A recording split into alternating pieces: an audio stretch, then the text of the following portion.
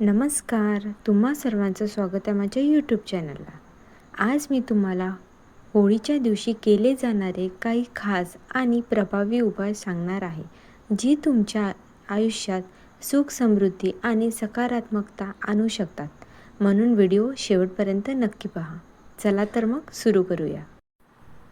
होळीच्या अग्नीमध्ये साधा उपाय. होळी जाळताना नारळ, लवंग, वेलदोडा टाका. अग्नीसमोर उभे राहून मनोभावे प्रार्थना करा. माझ्या जीवनातील सर्व अडथळे दूर होत आणि सकारात्मकता ऊर्जा वाढो. हे उपाय घरातील नकारात्मकता ऊर्जेला कमी करतो. आर्थिक स्त्रियांसाठी होळीच्या अग्नीभोवती 7 वेळा प्रदक्षिणा करा. थोडे गहू, हरभरा किंवा तांदूळ अग्नीत अर्पण करा. राख थंड झाल्यावर ती लाल कपड्यात बांधून तिजोरीत ठेवा. असे केल्याने पैशाची अडचण कमी होण्याची श्रद्धा आहे. दृष्टीदोष, नजरेपासून संरक्षण.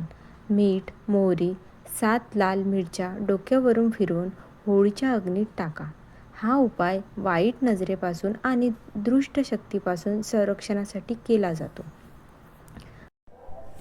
घरातील सुख शांतीसाठी धुळवडीच्या दिवशी घराच्या मुख्य दरवाजावर हळद कुंकू लावा.